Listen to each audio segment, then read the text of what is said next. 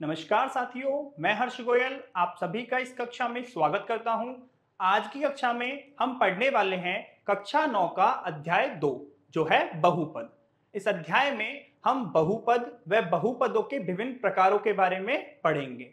हम जानेंगे कि बहुपदों के शून्यक क्या होते हैं, वह हम बहुपदों का गुणनखंड करना सीखेंगे।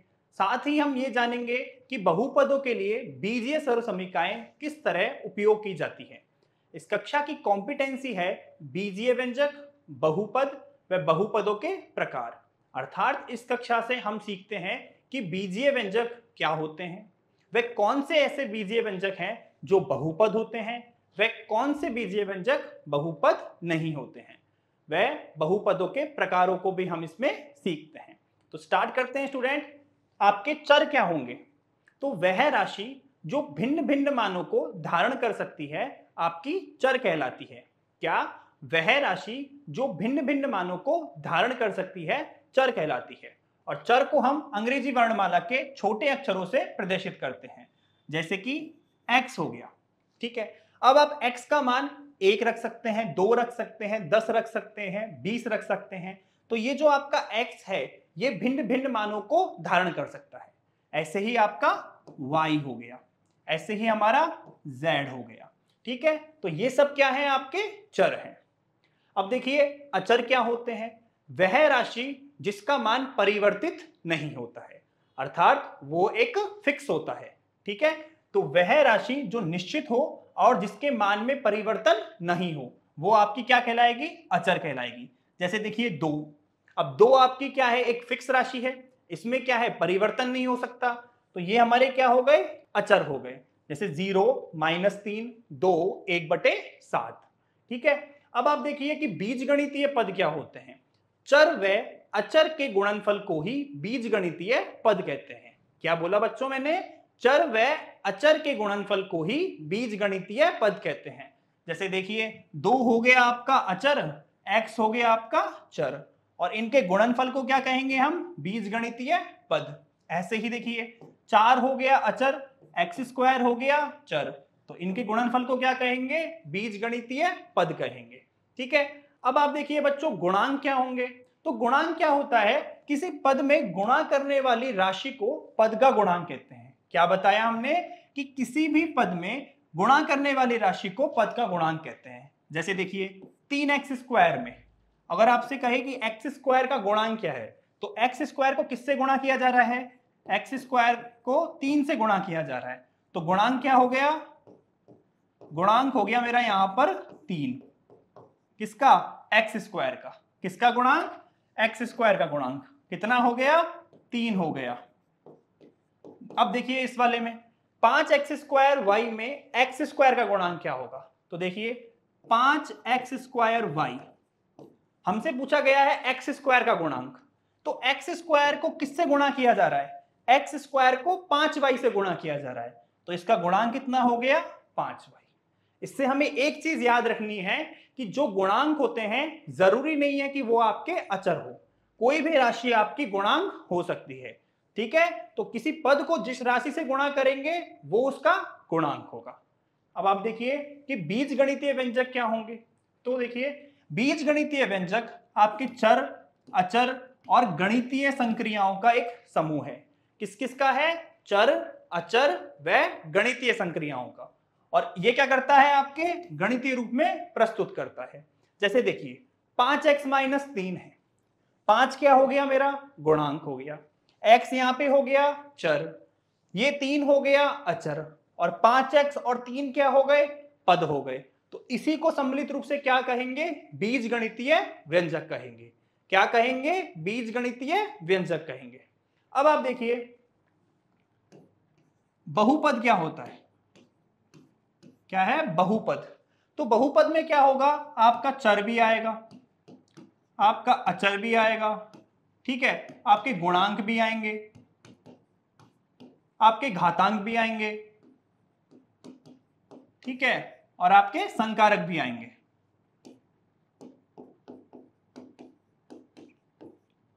ठीक है, तो देखिए एक उदाहरण देता हूं मैं आपको, x² + 2x + 1। तो क्या आया इसमें? आपका x चर आ गया, आपका देखिए गुणांक भी आ गया, इसमें आपकी घातें भी आ गई, आपके अचर भी आ गए। अचर कौन हो गया? एक। तो ये क्या हो गया हमारा? बहुपद।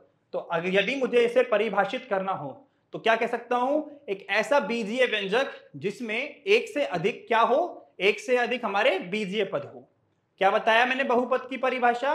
एक ऐसा बीजीय व्यंजक जिसमें एक या एक से अधिक बीजीय पद हो, बहुपद कहलाता है। और बहुपद में चर, अचर, गुणांक, घातांक, संकारक ये सब भी आते हैं। ठीक है, और उदाहरण देखिए आप, x square plus y plus one, ये भी क्या है? आपका एक बहुपद है। इसमें चर भी आ रहा है, गुणांक भी आ रहे हैं, अचर भी आ रहे हैं। ठीक है, तो देखिए बहुपद एक बीजगणितीय व्यंजक है जिसमें एक या अधिक बीजीय पद होते हैं। इसमें आपके चर भी आते हैं, अचर भी आते हैं, गुणांक भी आते हैं, घातांक और संकारक। ठीक है, उदाहरण हो गया हमारा 2x square plus 4x plus one, और एक उदाहरण हो गया वाई स्क्वायर प्लस एक्स।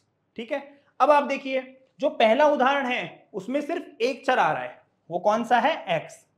और जो दूसरा उदाहरण है उसमें हमारे दो चर आ रहे हैं, x भी आ रहा है और y भी आ रहा है। तो अब हम ये जानेंगे कि एक चर वाले बहुपद क्या होते हैं। ठीक है, क्या पढ़ेंगे हम कि एक चर वाले बहुपद क्या होते हैं। तो देखिए एक चर वाले बहुपद, तो एक चर वाले बहुपद वे व्यंजक होंगे जिसमें आपके संपूर्ण व्यंजक में केवल एक प्रकार का चर आएगा। क्या आएगा आपका? संपूर्ण व्यंजक में आपका एक ही प्रकार का चर आएगा, चाहे तो वो x ही आए या फिर y ही आए, सिर्फ एक ही प्रकार का चर आएगा। उदाहरण देखिए, px, x square plus 2x plus एक, सिर्फ चर x आ रहा है और कोई दूसरा चर नहीं आ रहा। qy देखिए, सिर्फ y चर आ रहा है और कोई दूसरा चर नहीं आ रहा। तो क्या होते हैं एक चर वाले बहुपद? जिसमें केवल एक ही चर आए, वो आपका एक चर वाला बहुपद। अब देखिए आप, बहुपद का व्यापक रूप क्या होगा? तो किसी एक चर वाले बहुपद का व्यापक रूप आपका होता है एफ एक्स बराबर ए एन एक्स की power N plus A N minus one X की पावर एन माइनस वन, ऐसे ही A N minus two X की घात एन माइनस टू, और ये डॉट डॉट जाते जाते आपका A one X plus A nought. तो ये आपका क्या हो गया? ये आपका व्यापक रूप हो गया किसी बहुपद का। तो जहां आपके a N minus one, a N minus के two and dot dot dot a one a naught, ये सारी कैसी हैं? वास्तविक संख्याएं हैं। और आपका जो n है वो एक गैर ऋणात्मक पूर्णांक है।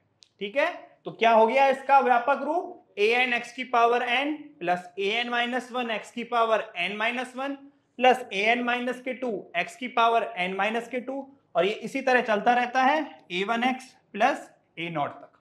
ठीक है, और ये सारे क्या होते हैं? हमारे गुणांक होते हैं। ए एन क्या है? गुणांक। ए एन माइनस वन क्या है? गुणांक। ये सारे क्या हैं? हमारे गुणांक, और ये गुणांक वास्तविक संख्याएं हैं। ठीक है, तो देखिए बहुपद होने की शर्त,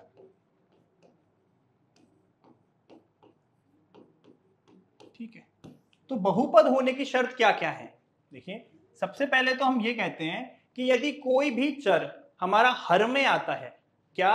यदि कोई भी चर हर में आए तो वो बहुपद नहीं होगा। यदि कोई भी चर हर में आए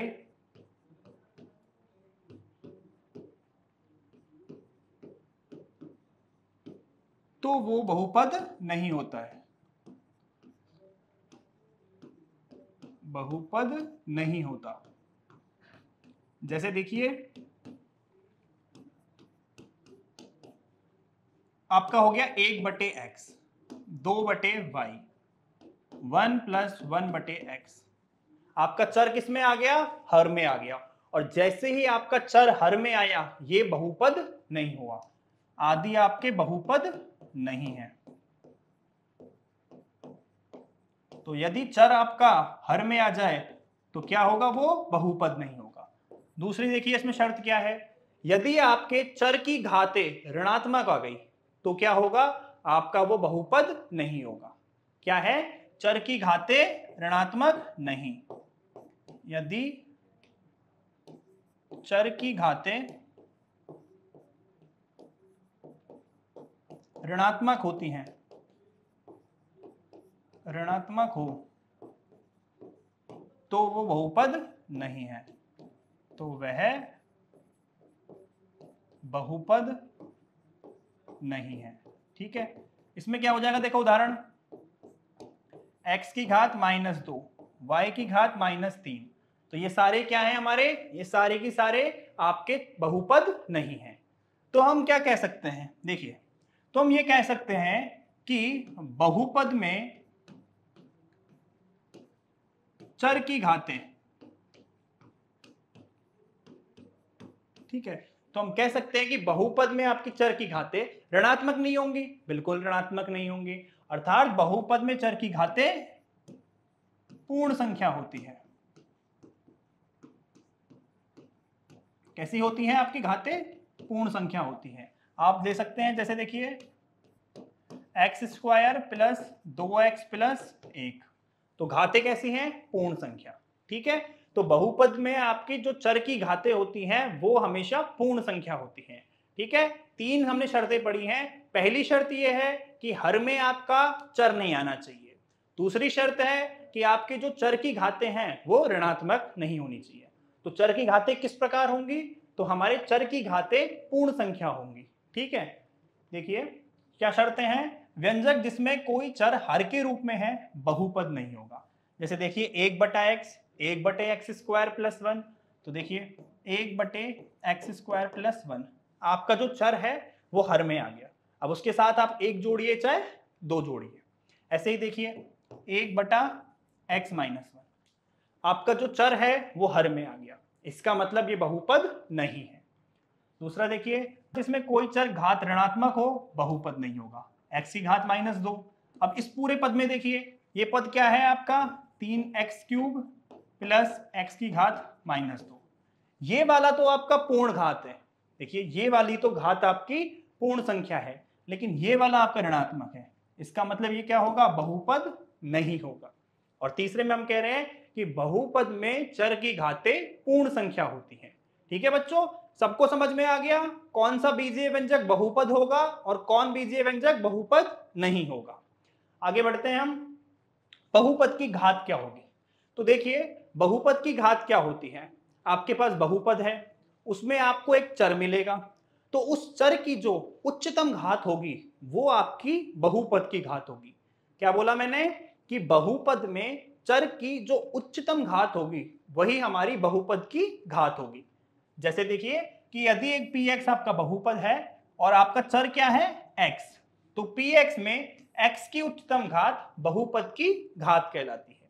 उदाहरण देखिए, आपका बहुपद हो गया px = 2x की घात 3 + x² + 1, तो इसमें चर कौन सा हो गया, x।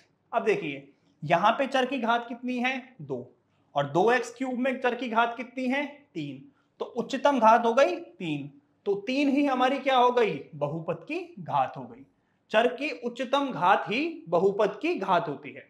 अब देखिए ये वाला x² + 2x + 1, तो इसमें 2 घात 1 घात, तो उच्चतम घात कितनी हुई, 2, तो बहुपद की घात हो गई 2। तो किसी भी बहुपद में चर की उच्चतम घात ही बहुपद की घात होती है। ठीक है, आगे देखिए बहुपदों के प्रकार क्या होते हैं। तो हम बहुपदों को 2 प्रकार से वर्गीकृत कर सकते हैं। एक हम कहते हैं पदों के आधार पर, और दूसरा हम वर्गीकृत करते हैं घातों के आधार पर। ठीक है, यानी कि किस बहुपद में कितने पद हैं उस आधार पर वर्गीकरण, और किसी बहुपद में घातें कितनी हैं एक उस आधार पर वर्गीकरण।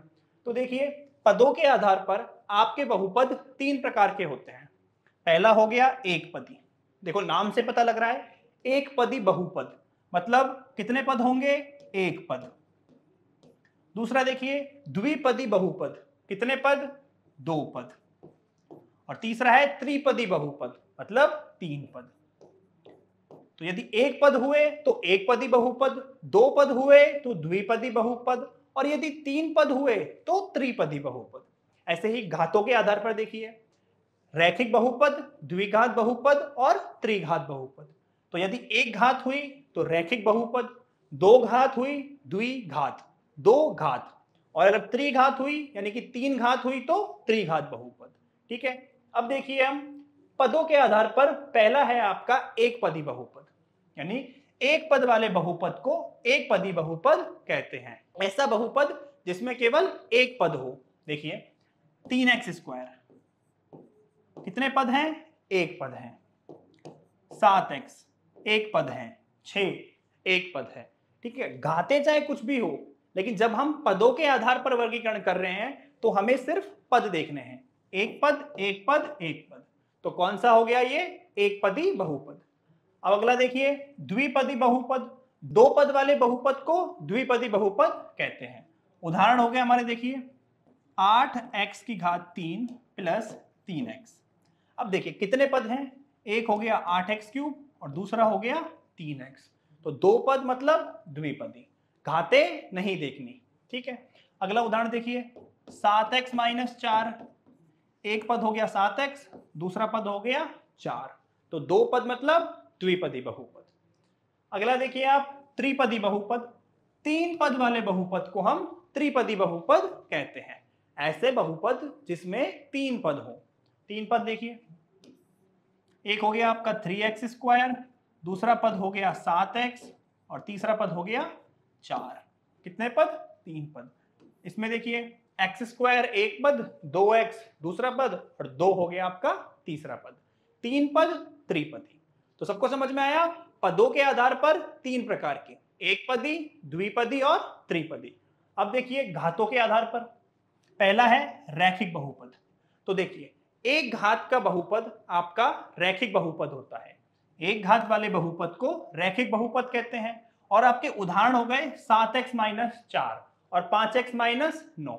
देखिए घात कितनी है बहुपद की? सिर्फ एक है।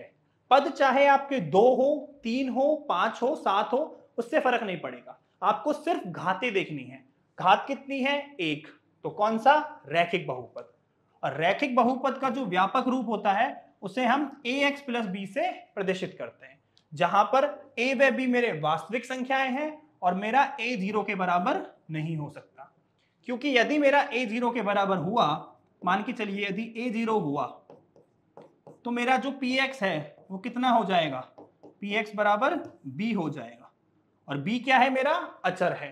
तो यदि अचर हुआ तो घात कितनी चली गई? 0 चली गई, जबकि हमें घात कितनी चाहिए थी? 1। ठीक है, अगला देखिए द्विघात बहुपद। द्विघात, दो घात के बहुपद को द्विघात बहुपद कहते हैं। उदाहरण हो गए आपके 8x² प्लस 3x। घात कितनी है? 2। पद चाहे आपके एक हो, दो हो या तीन हो, हमें सिर्फ घातें देखनी है। जैसे इसमें देखिए 7x² माइनस 4x प्लस 9। आपकी घात कितनी है इसमें? 2। तो ये कौन सा हो गया आपका? द्विघाती बहुपद हो गया। और द्विघाती बहुपद का जो व्यापक रूप होता है वो होता है ax² plus bx plus c, जहां पे मेरे जो abc है वो मेरे क्या हो गए? वास्तविक संख्याएं हो गए। और जो मेरा a है वो 0 के बराबर नहीं होगा, क्योंकि यदि a 0 के बराबर हुआ तो मेरा px क्या हो जाएगा? bx plus c। यदि a बराबर 0 हुआ तो इसका मतलब ये कैसा हो गया? रैखिक हो गया। ठीक है, तो a मेरा 0 के बराबर नहीं होगा। इसका मतलब जो मेरा x² का गुणांक है वो कभी भी 0 के बराबर नहीं होगा द्विघात बहुपद में।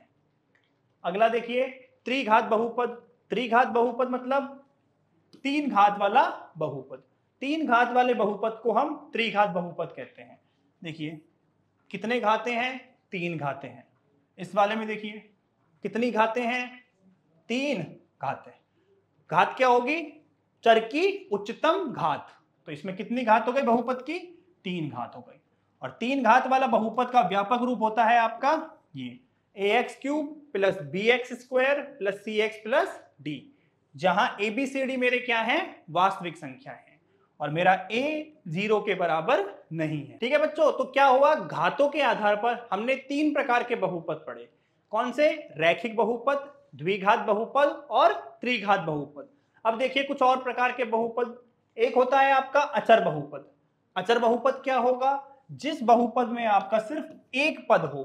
क्या हो? जिस बहुपद में सिर्फ एक पद हो और वह पद भी कैसा हो? वह पद भी हमारा वास्तविक संख्या हो। वह पद भी हमारा वास्तविक संख्या हो तो उसे अचर बहुपद कहते हैं। जैसे देखिए px बराबर 2। अब ये बहुपद कैसा होगा, देखिए ये बहुपद मेरा अचर बहुपद होगा, ये केवल वास्तविक संख्या रखता है। ऐसे ही qx बराबर -3। ठीक है, अब आप देखिए कि इस अचर बहुपद को मैं ऐसे भी तो लिख सकता हूं, 2 गुणा x की घात 0, 2 गुणा x की घात 0। तो इसमें चर की घात कितनी हो गई, चर की घात है 0, और चर की उच्चतम घात ही बहुपद की घात होती है।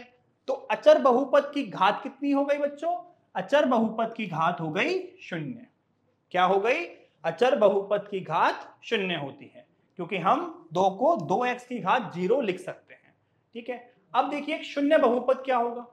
तो देखिए शून्य बहुपद क्या होगा, जिस बहुपद के सभी गुणांक क्या हो, जिस बहुपद के सभी गुणांक शून्य हो उसे शून्य बहुपद कहते हैं। जैसे देखिए px बराबर 0, और गुणांक कौन कौन से थे, देखिए px आपने गुणांक पढ़े थे an x की घात n, an x की घात n minus 1, an minus 1 x की घात n minus 1 plus an minus 2 x की घात n minus 2 plus dot dot dot a1x plus a0। तो अब यदि हम सारे के सारे गुणांकों को 0 के बराबर रखते हैं, यानी कि an बराबर 0, an माइनस 1 बराबर भी 0 और an माइनस 2 बराबर भी 0, इस तरह से a1 बराबर a0 बराबर 0, सारे के सारे आपके गुणांक किसके बराबर आ गए, 0 के बराबर आ गए। तो ये आपका किस प्रकार का बहुपद होगा, शून्य बहुपद होगा। शून्य बहुपद में सिर्फ 0 आता है।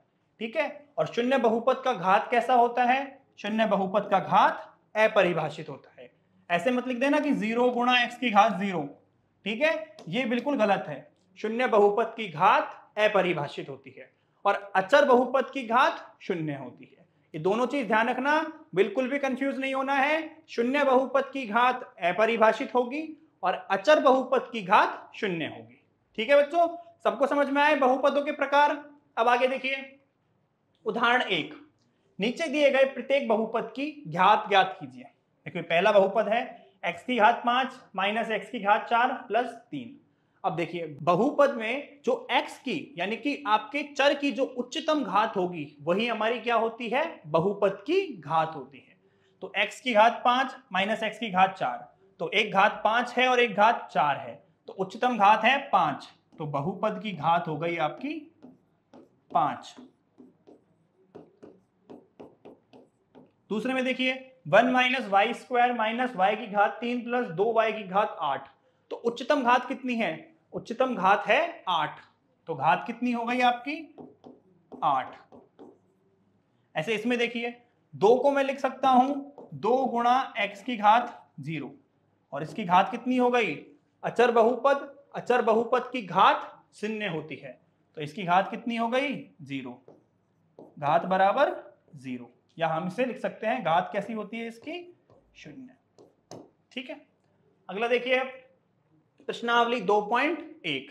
अब देखिए प्रश्नावली 2.1 को हल करते हैं। पहला प्रश्न देखिए इसका, निम्नलिखित व्यंजकों में से कौन कौन एक चर में बहुपद है और कौन कौन नहीं है, हमें कारण सहित अपना उत्तर देना है। पहला देखिए 4x square minus 3x plus 7, तो क्या ये हमारा एक चर में बहुपद है।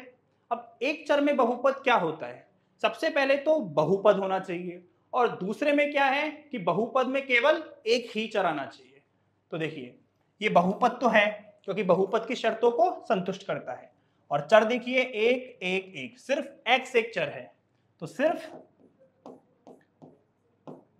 x चर है, अतः एक चर में बहुपद है।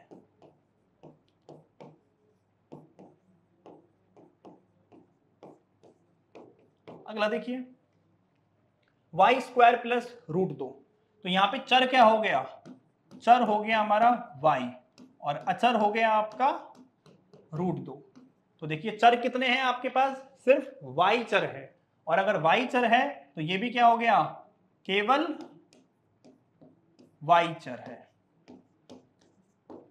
तो ये क्या हो गया आपका एक चर का बहुपद।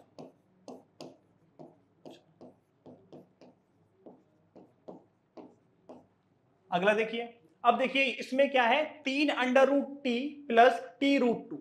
तो सबसे पहले तो हम ये चेक करते हैं कि जो दिया हुआ बीजीय व्यंजक है वो क्या बहुपद है या नहीं है।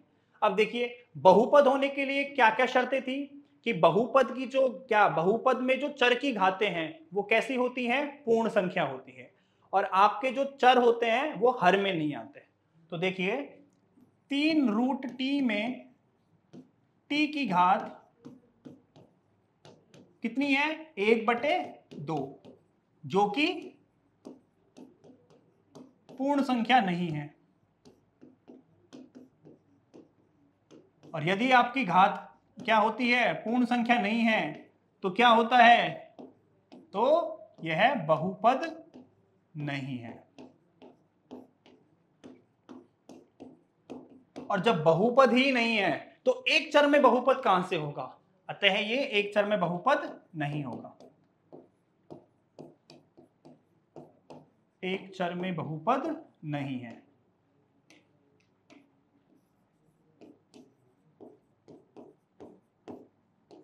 ठीक है, समझ में आ गया कि एक चर में बहुपद क्यों नहीं है, क्योंकि ये वाला आपका बहुपद ही नहीं था। और यदि बहुपद ही नहीं है तो एक चर में बहुपद कैसे होगा।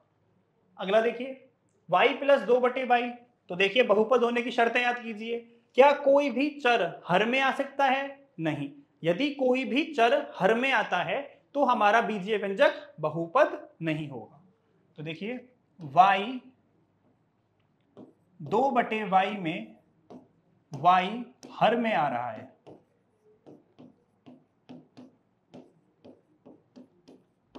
अतः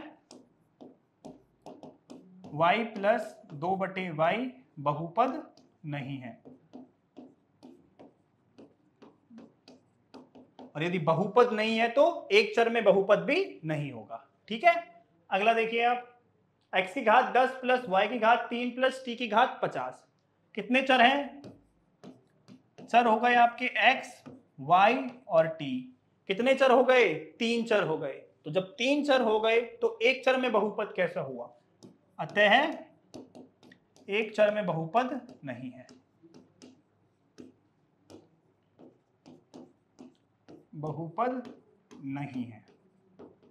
ठीक है, अगला देखिए आप, क्वेश्चन 2, निम्नलिखित में से प्रत्येक में एक्स स्क्वायर का गुणांक लिखिए। तो गुणांक क्या होता है, एक्स स्क्वायर में जिस संख्या से गुणा हुआ होगा वो हमारा गुणांक होगा। ठीक है, तो देखिए इसमें एक्स स्क्वायर का गुणन कितना है, एक्स स्क्वायर का गुणांक, तो किससे गुणा कर रहे हैं हम एक्स स्क्वायर को, 1 से गुणा कर रहे हैं, क्योंकि प्लस 1 आ रहा है। यहां देखिए एक्स स्क्वायर, चिन्ह किसका है, माइनस का, अर्थात एक्स स्क्वायर को हम -1 से गुणा कर रहे हैं। तो यहां पे आपका एक्स स्क्वायर का गुणांक आ गया -1। ठीक है, यहां प्लस था इसलिए +1, माइनस है तो -1। अगला देखिए π/2 एक्स स्क्वायर प्लस एक्स। तो एक्स स्क्वायर किससे गुणा हो रहा है, π/2 से। किससे गुणा हो रहा है, π/2 से। तो एक्स स्क्वायर का गुणांक कितना हो गया, π/2। यहां देखिए √2x - 1, ये √2 क्या है, x का गुणांक है, और हमें किसका गुणांक चाहिए था, एक्स स्क्वायर का गुणांक चाहिए। तो आप बताइए क्या मैं इसको 0.x² प्लस √2x - 1 लिख सकता हूं, बिल्कुल लिख सकता हूं। और अब यहां पे एक्स स्क्वायर का गुणांक कितना हो गया, एक्स स्क्वायर का गुणांक हो गया मेरा 0। कितना हो गया एक्स स्क्वायर का गुणांक, 0। ठीक है बच्चों, समझ में आ रहा है कि यदि आपका एक्स स्क्वायर का पद नहीं है, इसका मतलब क्या हो रहा है कि वो 0 से गुणा हो रहा है, और 0 से गुणा हो रहा है मतलब गुणांक कितना आ गया, 0 आ गया। अगला देखिए क्वेश्चन 3, 35 घात के द्विपद का और 100 घात के एक पदी का एक एक उदाहरण। तो देखिए 35 घात का द्विपद, यानी कि पद 2 होने चाहिए और घातें होनी चाहिए 35। तो देखिए x की घात 35 एक पद हो गया, और दूसरा पद चाहे तो आप +1 लिख दीजिए, या फिर -1 लिख दीजिए, या फिर प्लस के 2x लिख दीजिए, जो भी आप लिखना चाहो वो आप लिख सकते हो। घात 35 हो गई और 2 पद हो गए। ऐसे ही देखिए 100 घात का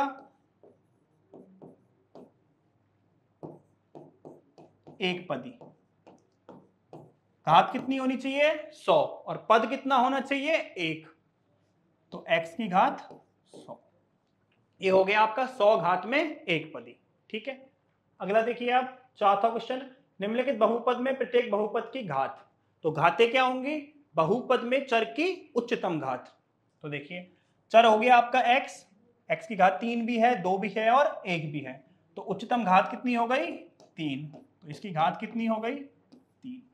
इसमें देखिए 4 माइनस वाई स्क्वायर में चर है आपका y और y की उच्चतम घात 2, तो इसमें आपकी घात हो गई 2। अगला देखिए 5t माइनस अंडर रूट 7 चर हो गया t और t की उच्चतम घात कितनी है 1, तो यहां पर आपकी घात हो गई 1। देखिए 3 ये कैसा है, अचर बहुपद है और अचर बहुपद की घात कितनी होती है 0।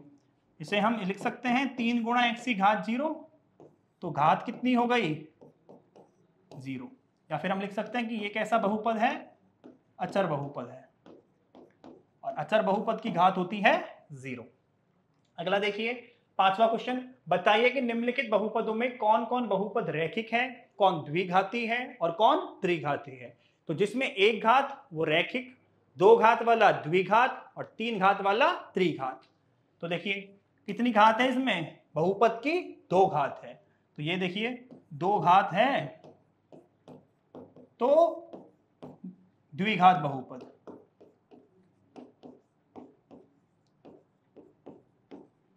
इसमें देखिए x माइनस एक्स स्क्वायर 3 घात है, ये कितने हैं, बहुपद की घात 2 है। ठीक है, और इसमें देखिए तो त्रिघात बहुपद। ठीक है, अगला देखिए y plus y square plus 4, तो y की घात कितनी है उच्चतम 2, तो अगर y की उच्चतम घात ही क्या होगी बहुपद की घात, तो बहुपद की घात कितनी है 2 है, तो द्विघात बहुपद।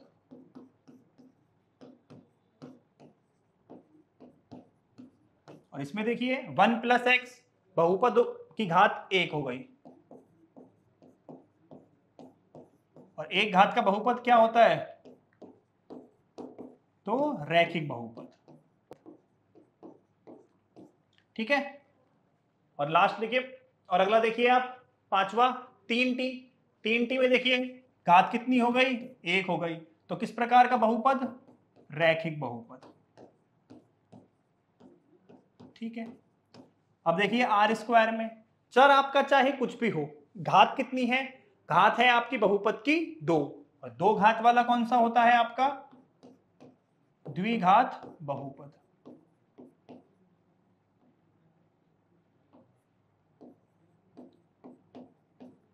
और देखिए इसमें 7x की घात 3, घात कितनी 3, तो ये हो गया आपका त्रिघात बहुपद। ठीक है स्टूडेंट्स, सबको समझ में आया कि एक घाती क्या है, द्विघाती क्या है और 3 घाती क्या है। अब देखिए आप, ये होती है आपकी प्रश्नावली 2.1 खत्म। अब हमने इस अध्याय से क्या क्या सीखा, तो हमने इस वाली कक्षा से क्या क्या सीखा, मतलब हम देख रहे हैं इसके सीखने के प्रतिफल। तो देखिए हमने जाना बहुपद क्या होते हैं, तो बहुपद ऐसे बीजीय व्यंजक जिसमें एक या एक से अधिक बीजीय पद हो बहुपद कहलाते हैं। और बहुपद में हमारे चर भी होते हैं, अचर भी होते हैं, आपके संकारक होते हैं, घातांक होते हैं, गुणांक होते हैं। फिर हमने सीखा कि बहुपदों के प्रकार क्या क्या हैं, तो बहुपदों को हमने 2 आधार पर वर्गीकृत किया, पदों के आधार पर और घातों के आधार पर। पदों के आधार पर 3 प्रकार के, एक पद वाले एक पदी, 2 पद वाले द्विपदी और 3 पद वाले त्रिपदी।